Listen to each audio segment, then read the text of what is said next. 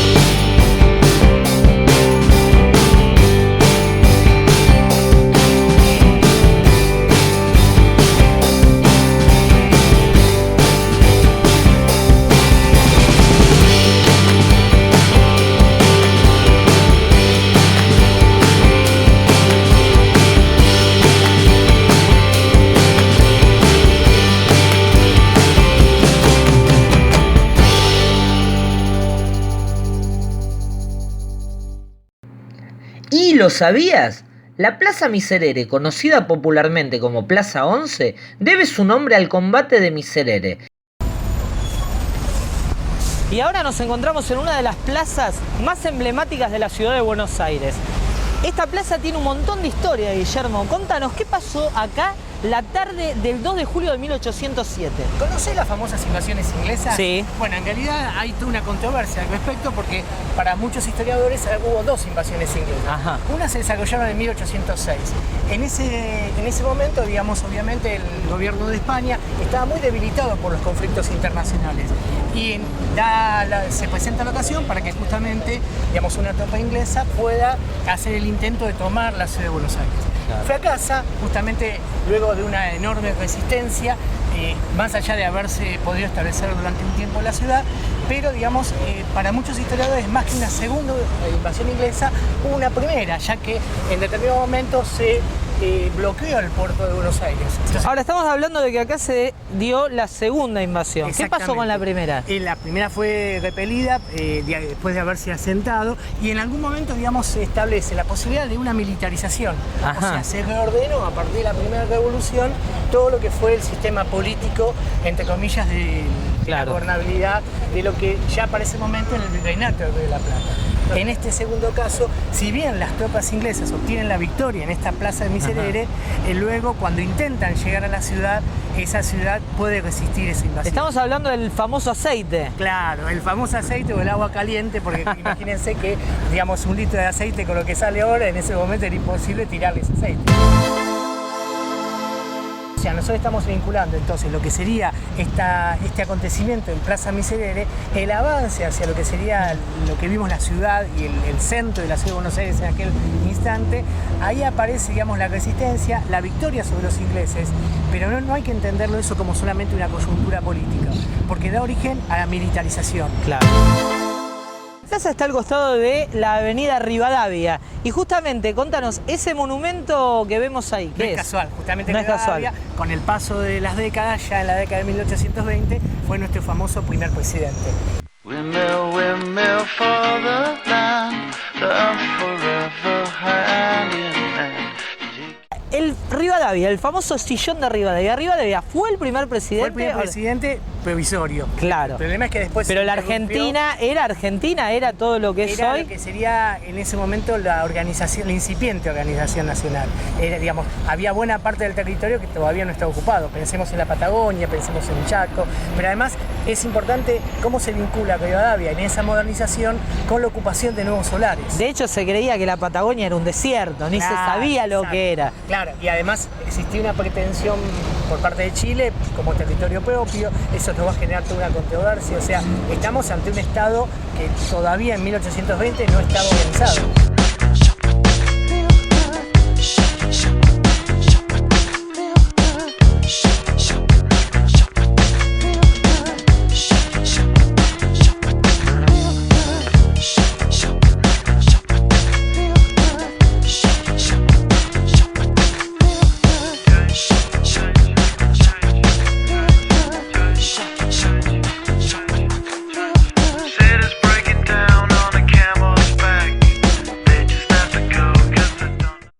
Por lo que vimos, la historia de rivalidad entre Argentina e Inglaterra es tan vieja como la historia del país mismo. Nos invadieron 2 veces, nos sacaron ilegítimamente las Islas Malvinas. Decir que por lo menos el Diego nos dio por lo menos esa satisfacción en el Mundial 86. La mano de Dios. De la famosa mano de Dios, ¿no? Por supuesto. Bueno, mejor vámonos antes que vuelvan. Dale.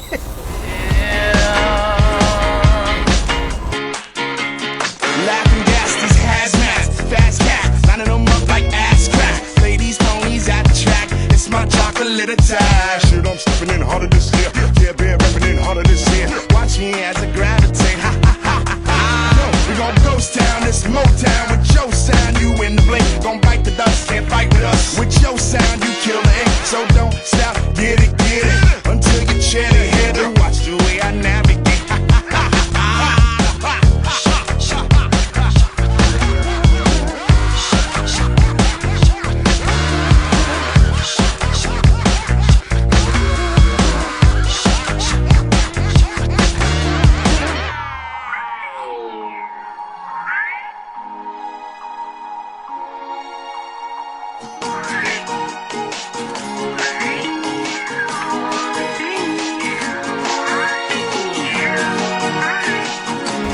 Es uno de los 48 barrios de la capital federal.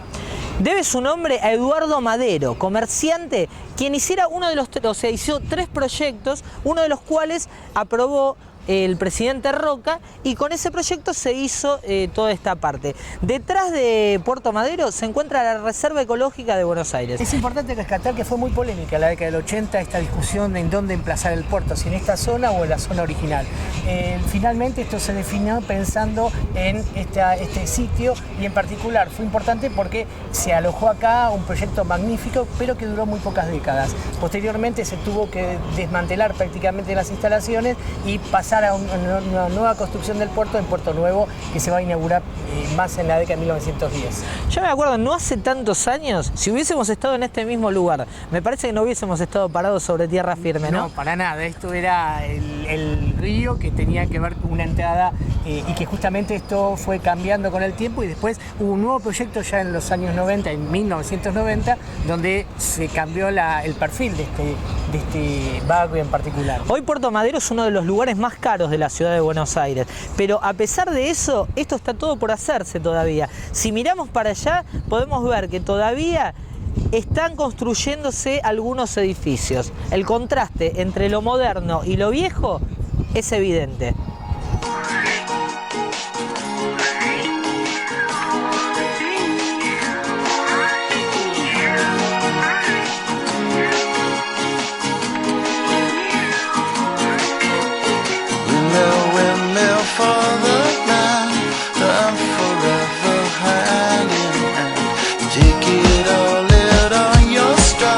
Bueno, acá justamente estamos transitando Puerto Madero, es un lugar de referencia para el turismo extranjero porque realmente vienen muchos turistas a pasar buena parte del tiempo acá. Al mismo tiempo, fíjense lo cercano que estamos a la Casa Rosada y también del comando en jefe del ejército, o sea que todo el epicentro de las decisiones políticas pasan a cuadras de donde estamos nosotros ubicados. Es también para destacar el contraste que uno puede observar entre los silos que en algún momento se habían instalado. Fue una inversión enorme como para poder hacer acopio de cereales, para poder exportar, y paradójicamente eso, como decíamos antes, duró tan poco que, digamos, todas estas instalaciones quedaban en desuso. Posteriormente, digamos, luego de varias décadas se permitió, y casi un siglo después, que este espacio se pudiera reutilizar a partir de la nueva corporación Puerto Madero. ¿Te acordás más o menos en qué año se...? En la década del 90, además fue justamente un proyecto muy controvertido porque, bueno, fue un boom inmobiliario, porque hoy por hoy el metro cuadrado en esta zona tiene un volumen de valor mucho mayor al que generalmente uno le advierte. Y generalmente, digamos, esto también lo tenemos que vincular con todo el planeamiento de la ciudad. Si uno puede observar la ciudad de Buenos Aires, generalmente desde esta zona hacia el oeste, uno puede ver que paradójicamente o bien pensada había avenidas cada 5 cuadras. Claro. Esto en un momento dado se termina de congestionar porque pasada la primera década de 1910, el auge de los barrios obturó la existencia de nuevas avenidas. Claro. Entonces es mucho más fácil en algún punto manejarse la ciudad de norte a sur que de este a oeste. Y esto marca, digamos, un problema para esta ciudad que tiene que suplir esto con el otro medio de locomoción que estuvimos viendo, como es el subte. Claro.